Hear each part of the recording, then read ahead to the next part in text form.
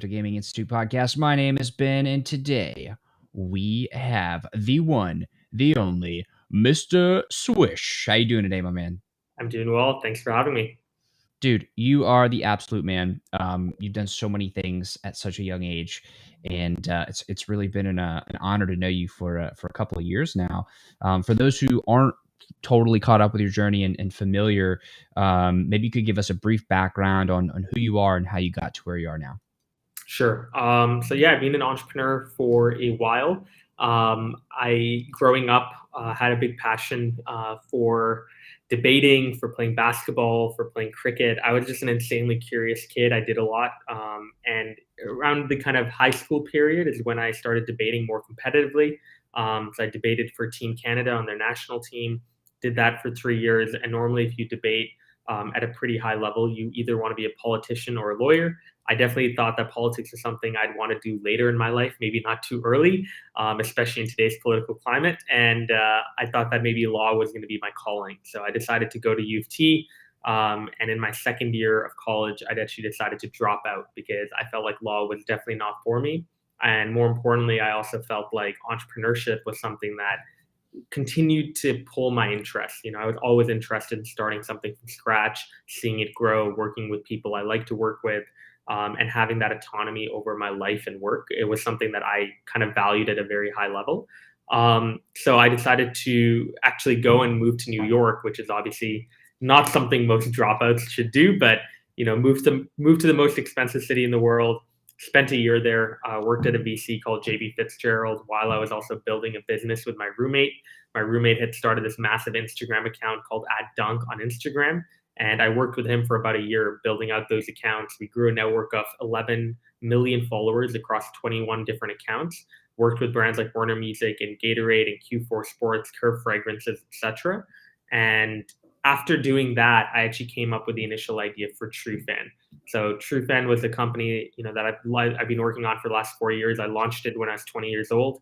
We initially started as a simple way for brands to find who their top fans were.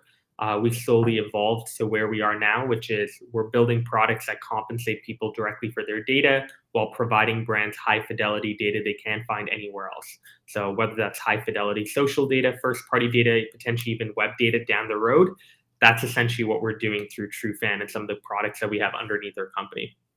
I love that.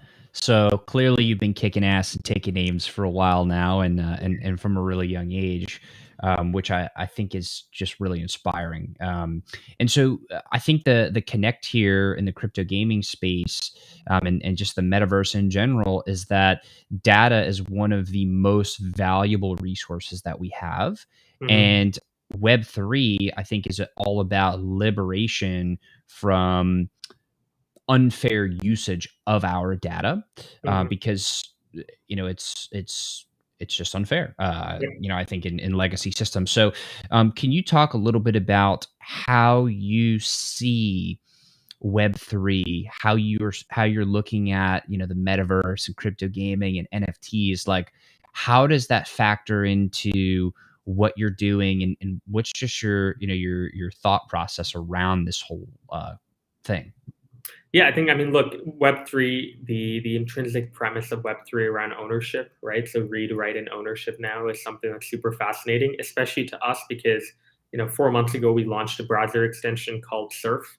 And Surf is the world's first platform that passively rewards users for their everyday browsing. You turn the extension on, you browse the internet like normal, we'll give you points in exchange for your browsing data. And so I think that, one of the cool things about Surf is that we give control to people. If they want to monetize their data, their browsing data, they can do so. If they don't want to, keep Surf on, obviously they can delete it or they can pause it. They can also go into their activity log. They can manage all the data they share on a daily basis. Do I want to share this? Do I not want to share that?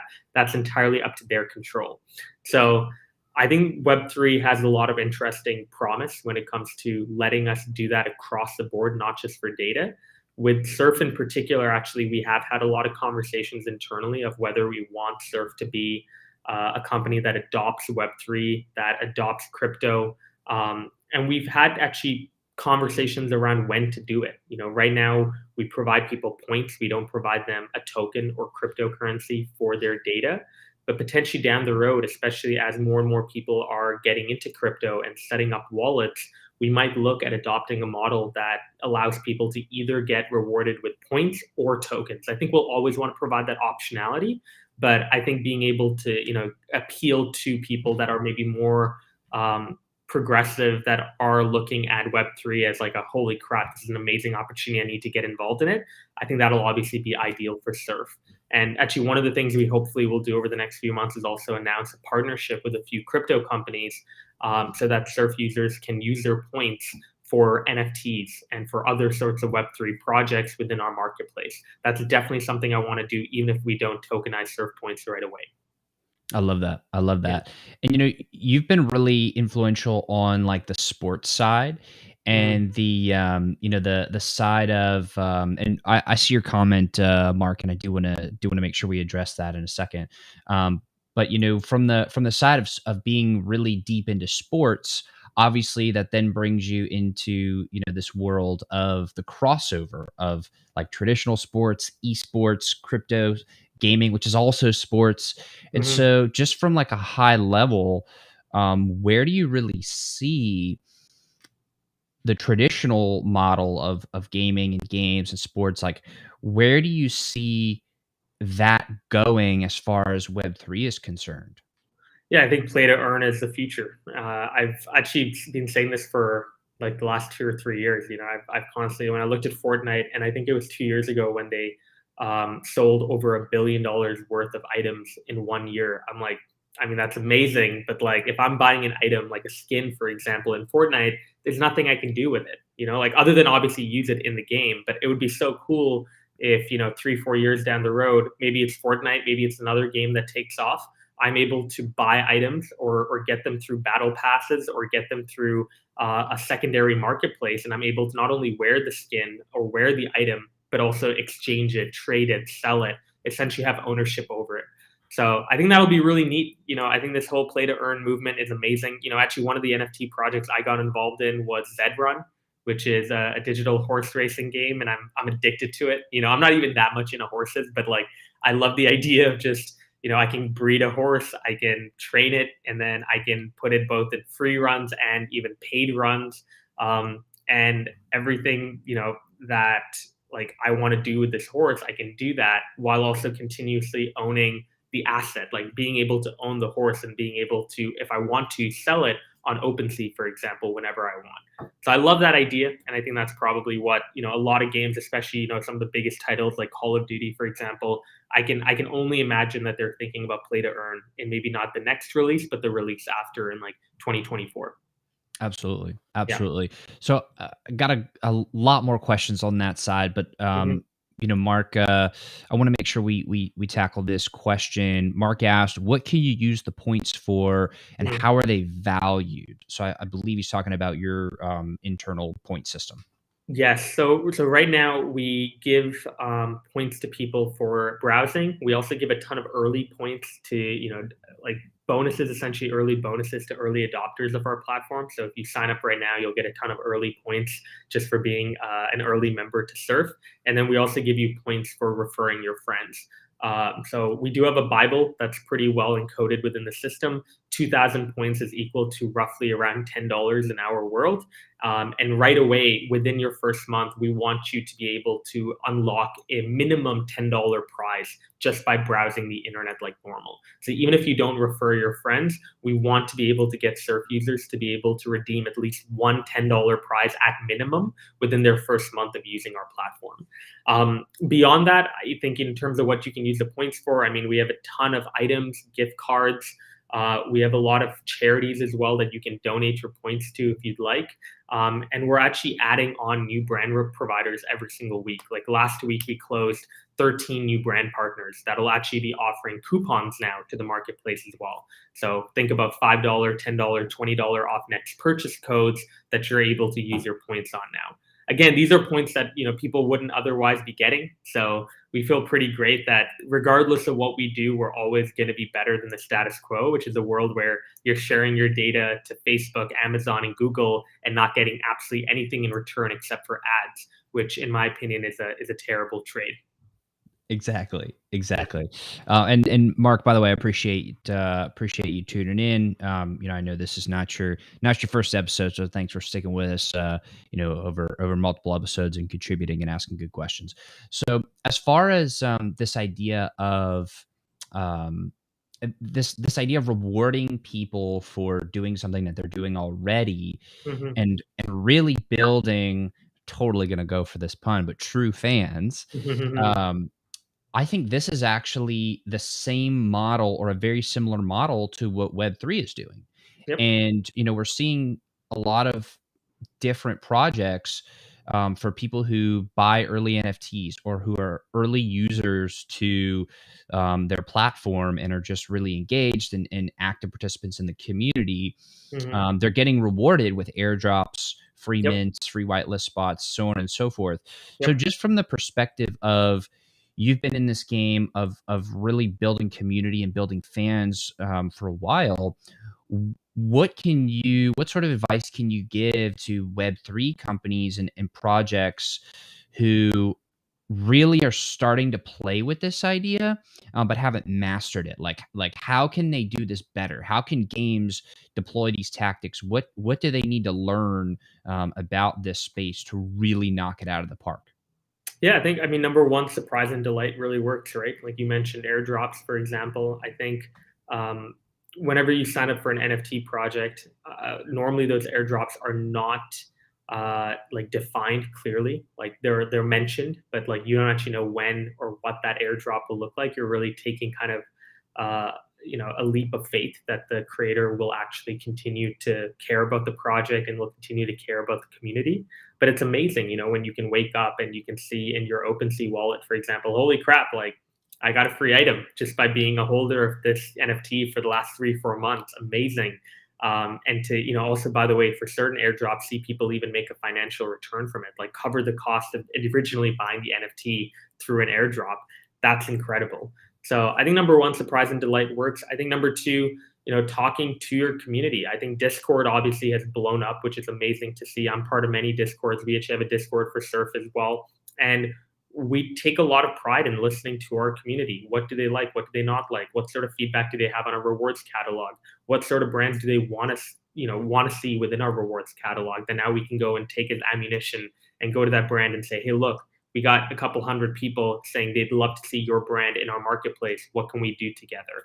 So those are definitely things that I think are important, is like these sorts of community channels, whether it's Discord or Slack or whatever it is you're using, are incredibly important to not only have, but also monitor and continue to engage with.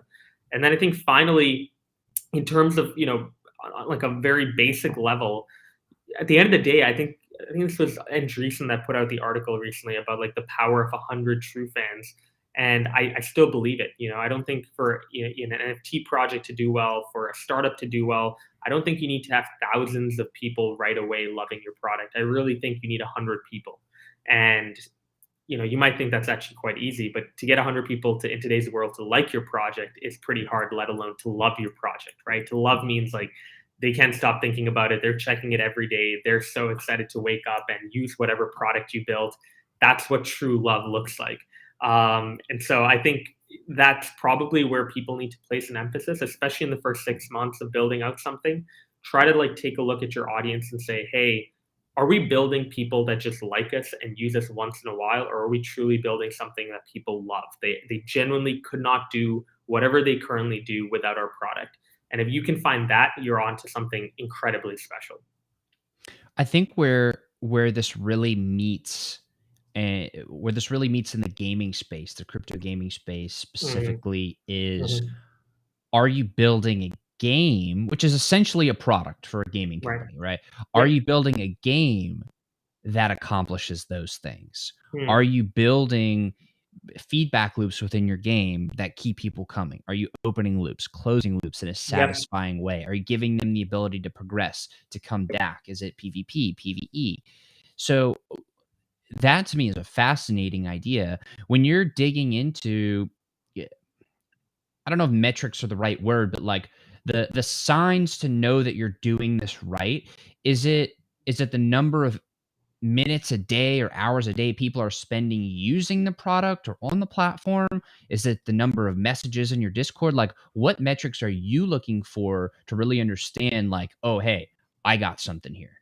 Yeah, I mean, I'll take it in the context of Surf. Like with Surf, the two things we look at, or actually the three things we look at, is number one, points earned, because the only way for people to get points is by keeping Surf on, browsing the web like normal, and sharing data with us. And obviously, when they share data with us, they get points in exchange. So if we continue to see those points earned go up every single day, that's obviously a great sign. And to date, we're super proud. We've given away over $450,000 worth of value to our users in the form of points that they can utilize for items, rewards in our marketplace. The second thing I think is the referral rate. Are people telling their friends and family about us, right? And I think that's also key because, like right now, we have about a 67% referral rate, which is incredible, right? Like Wow. 1 in 3 of our users have referred at least one person, and 67% of our users have come directly as a form of referrals. And that's amazing because it tells us that people enjoy using Surf so much that they are now going and telling their friends and family members about it, which is amazing. And then I think the third and final thing is our daily active usage rate, right? Like in terms of our numbers, I think users are great. We're close to 50,000 users, but what does that also look like in terms of daily active users? And we're pretty happy with that stat as well now. Close to 90% of our users are daily active, i.e., they're coming on and they're sharing at least one piece of data for us for some points back every single day. So those are the three things we look at. Again, it's very much a case-by-case basis in terms of the individual metrics. At the end of the day, I think you're looking for engagement and then you're looking for excitement. And excitement can be in the form of referrals, testimonials, reviews, whatever it is that's kind of subjective to your brand. It can be anything, but it needs to be something ideally qualitative that takes a bit of effort in order to do. That is incredible. 67% referral rate and 90% daily active usage. Yeah. That's like, those are like dream metrics for Yeah. for any product. That's Yeah. amazing. Like, Yeah. imagine a game being able to tap into those sorts of metrics. Yep. That would, I mean, that's incredible. How did you actually build I don't know if it's the feedback loop or like what did you actually do to build a product to make it so sticky? Yeah, I think, well, number one, we made it low touch, right? We made a product that, people don't have to technically open Surf up every single day. Once you keep Surf on, you can kind of set it and forget it and continue to deposit data to us in exchange for getting points. Obviously, we remind people when they're able to, get a prize. We tell them, hey, you can redeem a prize. Check out Surf now.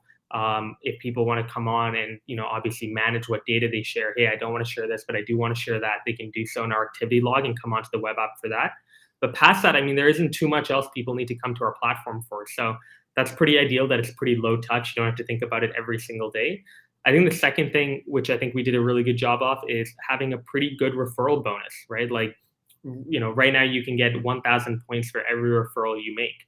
So you're basically halfway there to your first reward, right? The cheapest reward in our marketplace right now is 2,000 points. So just for one referral, you're pretty much going to be halfway there in order to be able to get your first prize from Surf. And I think once people get their first prize as well, a lot of their skepticism might go away, right? A lot of people I know might download it being like, is this actually going to work? Am I actually going to get a prize? And then the minute they actually go and redeem something, we've actually noticed most people don't uninstall the extension after that. It's like Honey, right? Like when Honey works for you the first time, when you get a discount code from them that you actually use, you're probably never going to turn Honey off ever again, because the potential for it to give you value again, far outweighs any of the costs in your mind.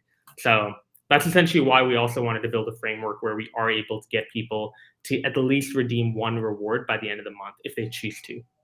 That's incredible. That's incredible. So Mhm. I think one of the key takeaways here is make it super easy to set up and get started with, Yep. and then make it almost passive to continue being a user to where it's always working for you. Like it's, I almost see that as a product that it's it's like your own little assistant that's just going out and capturing value for you while you're doing the things that you're naturally doing. It's almost like an upgrade to your internet experience.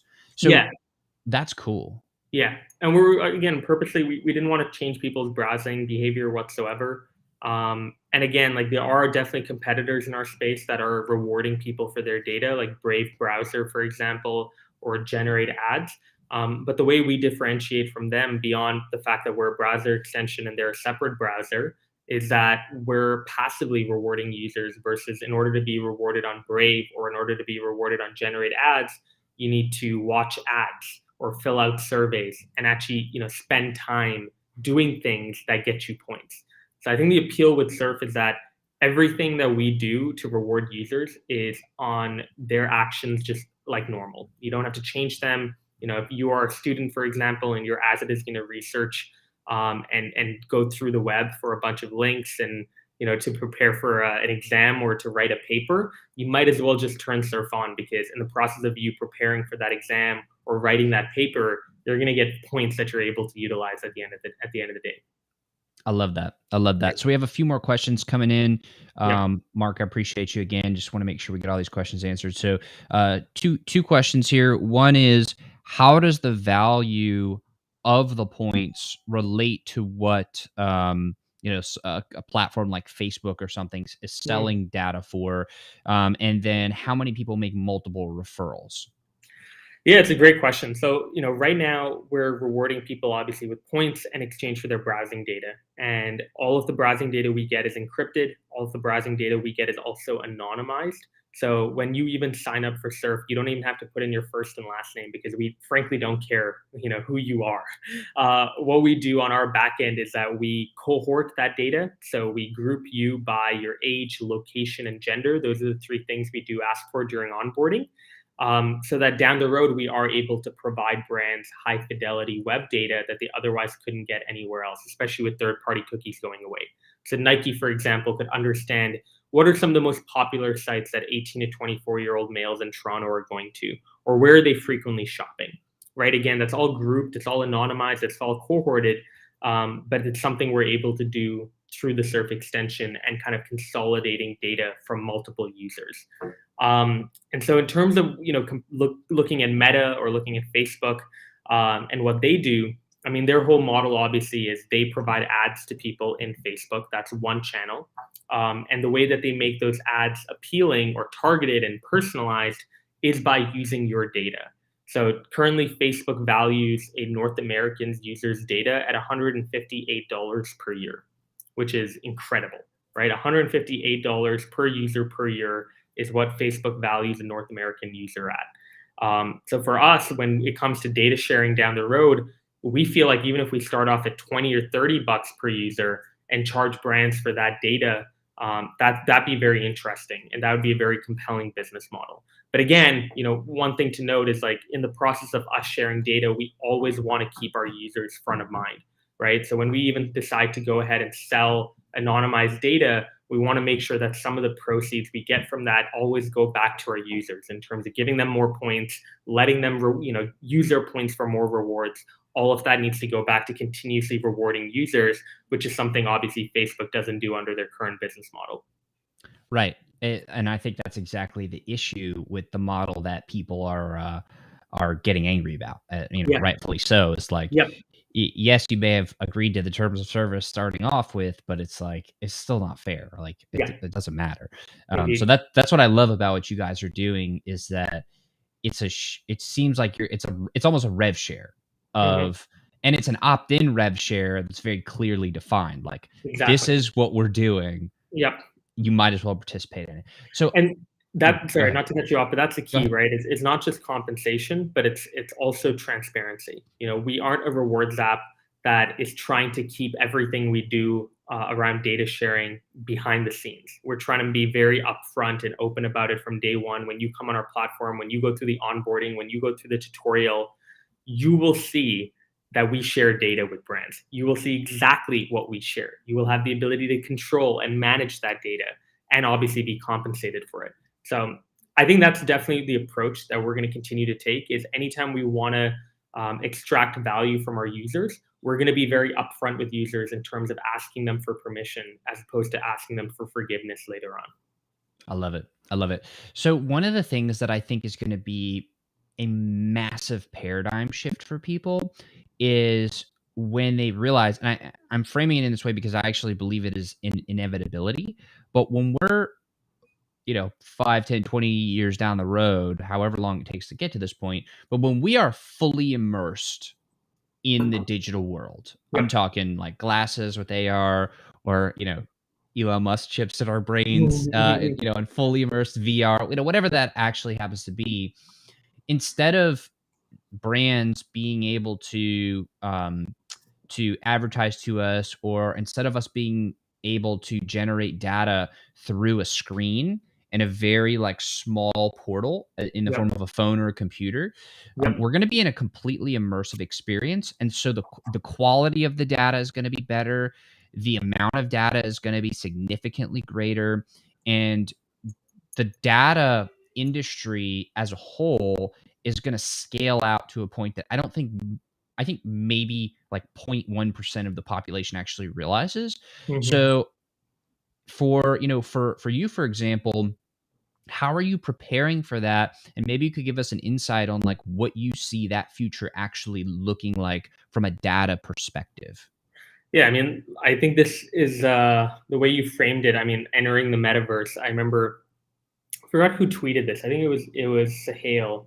Um, he said that the metaverse is not a place; it's rather a time. So the time at which a majority of people in the world are fully immersed digitally, as opposed to the metaverse is not going to be like a place. It's not like an app that you open called the metaverse. There will be multiple places that you can go to, just like there's WhatsApp and Facebook and Twitter now. There'll be multiple places that people can engage digitally, but the metaverse is more alluding to a time in where people are incredibly digitally immersed. And I think at that time, one thing we're forgetting is that the entire model of advertising is not going away.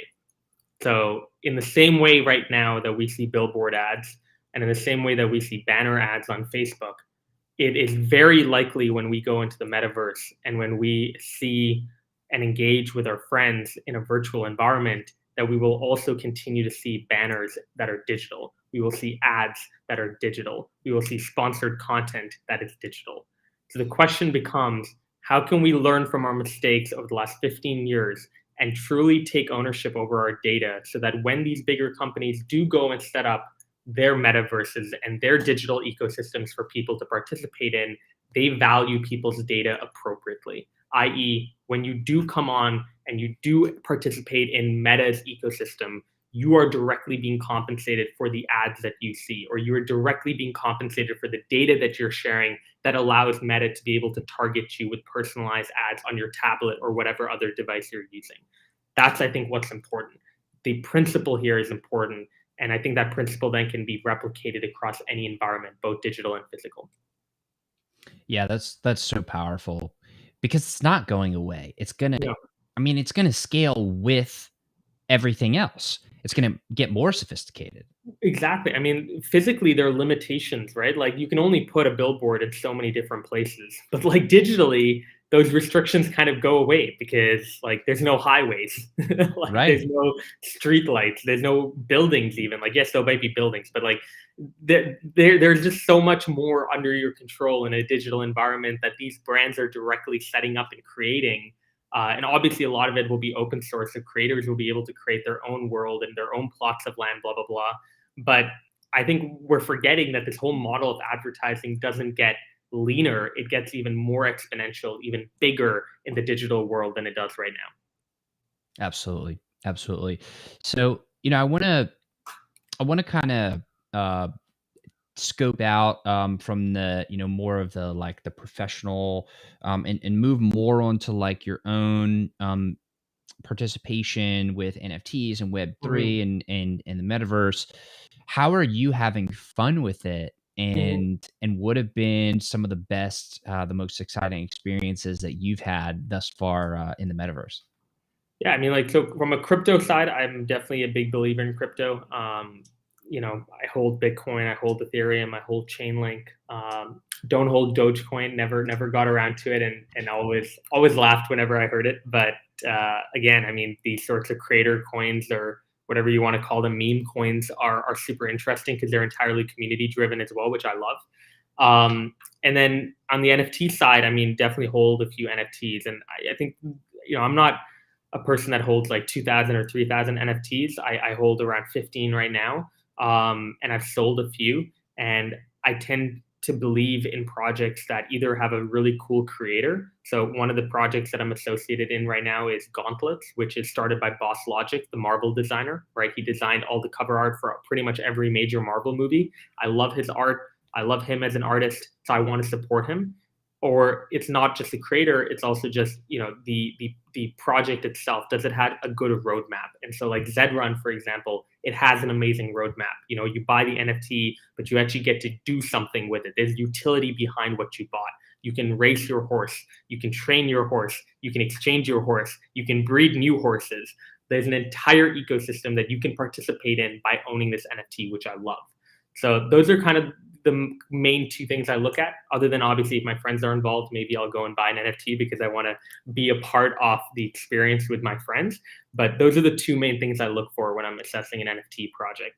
And beyond that, honestly, there's not too much else that I'm a part of. Like, I don't own any virtual plots of land. I don't have a VR headset right now. I have a friend who does, and I find VR to be incredible. I actually love sim racing as well, so I actually might get a VR headset just so I can have a more immersive sim racing experience. But yeah, I mean, I'm excited. Like, I think a lot of these changes are really cool. I just hope that we sit back for a second, and especially the kind of creators and guardians of this new world coming up. I hope they realize that we made a ton of mistakes in the last 10 to 12 years, whether it's around data ownership, for example, whether it's even just around mental health. I think there are a lot of mistakes we made that hopefully we can remedy and fix as we move into this next phase, as we move into Web3. There are definitely signs of that, but there are also signs of it not existing. Like, I see a lot of projects that come up and I'm like, do we really need this? Like, do we really want this? I wouldn't name any. I don't want to get, too controversial, but there are a few projects that I look at where I'm like, did we learn anything from the Social Dilemma documentary or from seeing depression rates in America rise over the last 10 to 12 years because of usage on social media? Right. I don't know, but evidently not. So I'll leave it at that. I think there are a lot of really cool things, but I also have a few things that I'm a little bit wary of. Oh yeah. I mean, I think there are a lot of things to be skeptical of and wary of, because yes, it's a whole new frontier and we have another shot. But if we make the same mistakes, we're going right back to where we came from. And it, it could almost just be a way to scale those mistakes even more dangerously. So I think, and I think, sorry, not to cut you off. Go ahead. Go for it. Yeah, I was just gonna say, I think, like, even with the idea of working in a virtual environment, like, I actually think the metaverse, and the idea of putting on a VR headset and engaging with your friends and colleagues is probably going to be the most effective for me personally when it comes to working with my team. I think that'll be really cool. Like, I think the ability to work from home, and the ability to work virtually will only be enhanced by VR and by the metaverse. However, again, like, mental health concerns that have popped up because people are spending an enormous amount of time obsessing over their virtual identity. I don't know if now taking that and putting it into the metaverse and blowing it out of proportion is necessarily the best idea. A lot of people make the argument that, when you have a virtual identity and people are less likely to judge you, but I just don't see that to be the case. I think I'll come onto a virtual environment and I'll still see people repping Gucci and I'll still see people repping Prada. And there'll be a ton of people that say, well, I can't afford those items that they put out. And now they're going to start to judge themselves. They're going to view themselves differently, blah, blah, blah, blah, blah. We're going to go down this entire vicious cycle that we've already been going down for the last 10 to 12 years. So there's stuff like that still needs to be fixed. And I think that'll happen over time. But I just hope, again, if we're building this whole new world, this whole new infrastructure for the world to live on, I really want us to take kind of an approach that is ethical. Like, have an approach where you think not just about your monetary gain, but think also about how does this directly impact the lives of people now and in the future as they continue to consume whatever experience or product that I'm putting out. Absolutely. Absolutely. Yeah. Because the more that we get immersive, we still and completely immersive with the technology, that gets even more deeply ingrained in our brains. And remember, we haven't been able to upgrade the human operating system. We're still cave people in a modern world. So Yeah. we're building even more advanced technology and more like immersive experiences to, and that's going up against still the same, like we haven't changed as human beings. We're still the same as we were. Yep. So like that to me is a big concern. I'm pretty optimistic because I think that crypto just as an idea and the blockchain as a public source of transparency, which has kind of been one of the threads throughout this whole, that's a good thing. That's a Yeah. really good thing. And it can be used for a lot of good.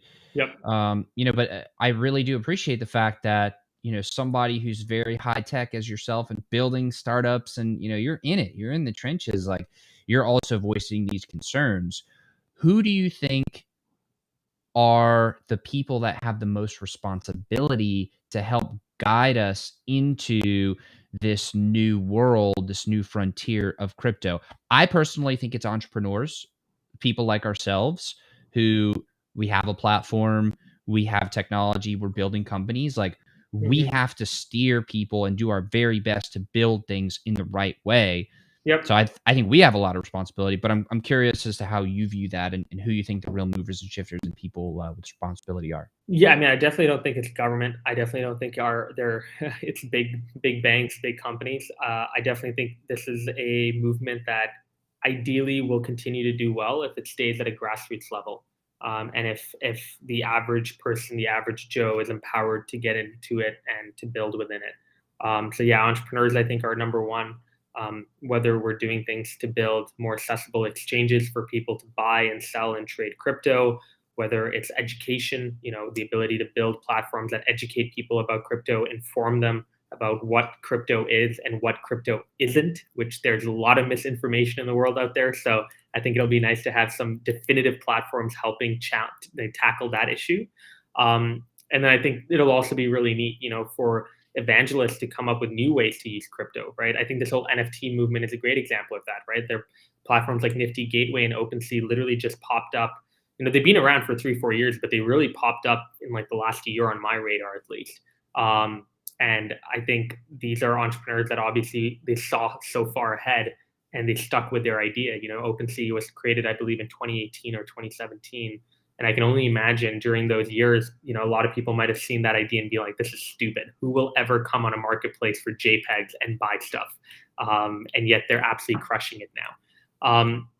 I think equally, it's also on the onus of the community. Like, I think we need to have community leaders that are, building positive, inclusive communities online where people can get involved in crypto without feeling like it's elitist or pretentious or hard to understand. I think I have, for example, done a lot even within my own friends and family to educate my friends and family about crypto. Like I got my mom into crypto investing. And it took a lot, honestly, right? Like it took a lot of, explaining to her, here's what you're currently doing. Here's how it's similar. Here's how crypto is different. Here's a special sauce of value prop. Here's where crypto might go. And all of that is stuff that I think more community leaders need to do, whether it's through their Discord channels, whether it's through the media and the content they put out on social media. We need more people to step up to the plate, especially if you know a lot about the space. And if you have a lot of great thoughts around it, share it. Because I feel like, again, in this world of misinformation and so many things being thrown around that aren't frankly true or like really just one side of the coin, we need community leaders to come in and actually continue to push discussion, but push proper information to people. That's right. That's Yeah. right. I agree completely. And I actually think it can even go one step further. And you don't necessarily have to be an expert per se. Like I don't see myself as a crypto expert, Same here. but what I see myself as is somebody who can build a platform and give the spotlight to people who have something important to say, like Yeah. yourself. And Yeah. so and Yeah. so even that I believe is enough Exactly. because like I have no motivation besides growing the metaverse Hmm. and really like being an ambassador and an advocate for the space in and of itself. Like that is my goal. That is my purpose. Yep. So I feel like a lot of people are similar to that, where you may not be a shadowy super coder, you may not be the greatest graphic design person, but you do have the ability Yep. to make a difference. And that, I think, is one of the most exciting parts of crypto. Absolutely. And I think one of the people that did it incredibly well is Farouk. Farouk, you might know him through Twitter or through Clubhouse. Um, I've known Farouk for a long time now, and I can frankly say that I know that when he got into the NFT space, he knew really nothing about it. And the way that he actually set up his foundation for building a brand in Web3 is by doing a bunch of Clubhouse rooms and inviting, people that were digital artists, inviting people that were crypto experts, putting them in a room, controlling and moderating a discussion, bringing in new people, engaging directly with them, answering their questions. And in the process of hosting these discussions, Farouk was also learning more, to the point now where he set up his own, Web3 project called Rug Radio, which, I'm a part of as a holder of his NFT. And I'm really proud of him because it all kind of happened within a year. He started this whole kind of Clubhouse movement, if you will. He was one of the early top creators there. He started doubling down on NFT discussions. He then started, bringing in celebrities who could then talk about their NFT collection in his room. And then he took that to Twitter and then set up his own brand, right? And so this was all something he did within 1 year. But I love that you brought that up, because I don't think you need to be an expert now in order to be involved in the space and move it forward. I think you can start off being a community member, fostering discussions, being a conduit for information, and then down the road, continue to participate in it in a much deeper level. That's right. I agree completely. Mhm. So I want to, and Mark, I see you have another question there. I want to get to that, but I just kind of want to close the loop here on just like the currency side of crypto for a second. As somebody who's building and had, you've been building and you're an entrepreneur, so you're seeing what's going on with, the U.S. dollar, with different currencies, and with crypto, and obviously you're paying attention to inflation and the money supply and things like that.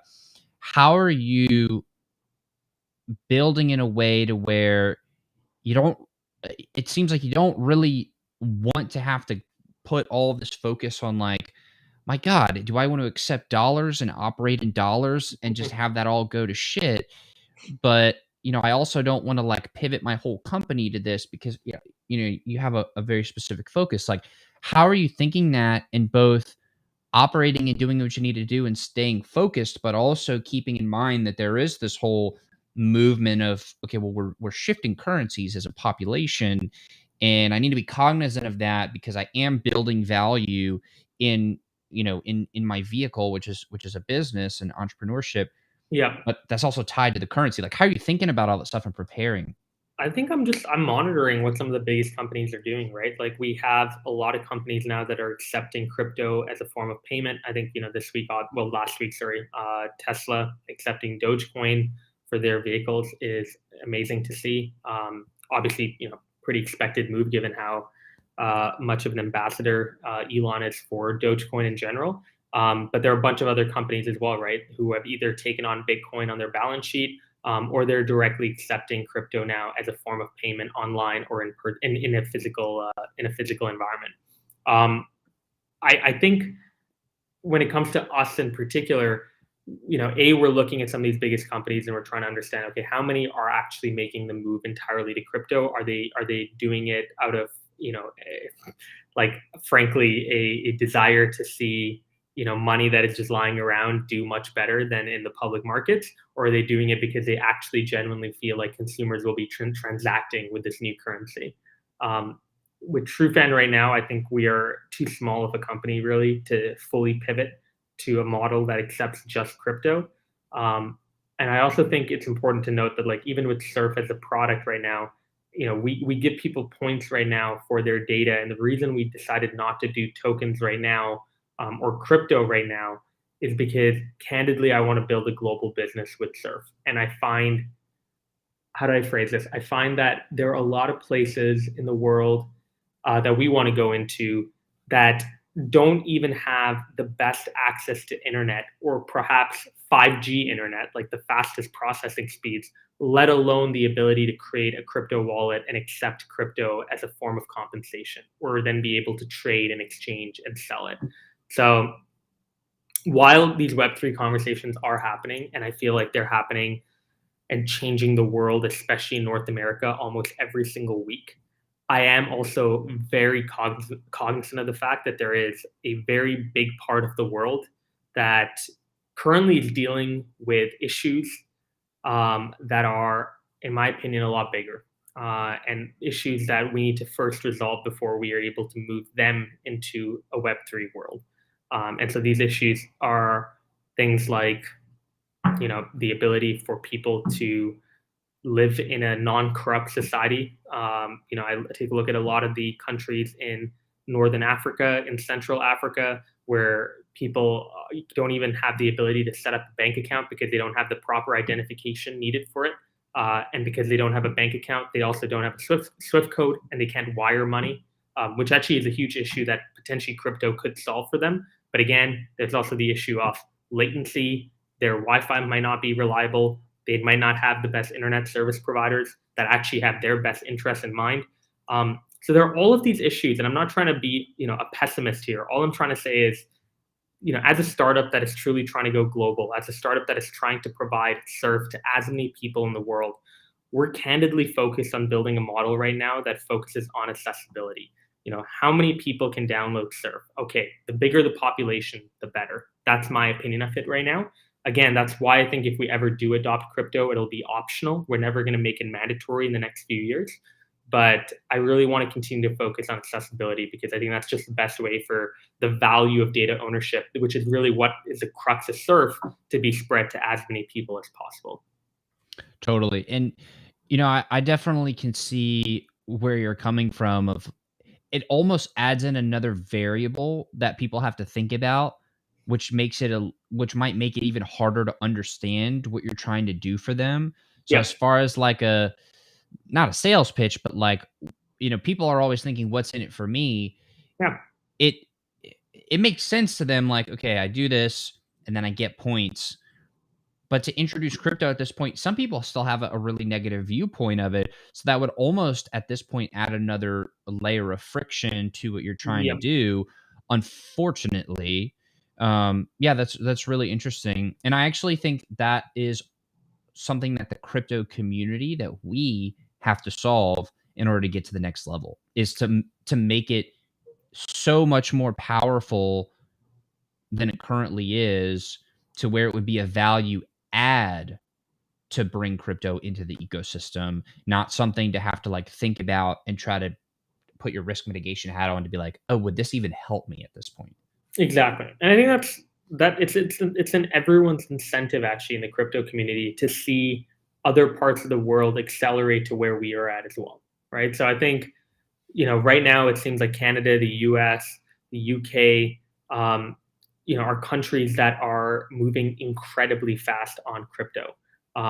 China obviously is moving incredibly fast, though we don't actually know what the regulation will look like.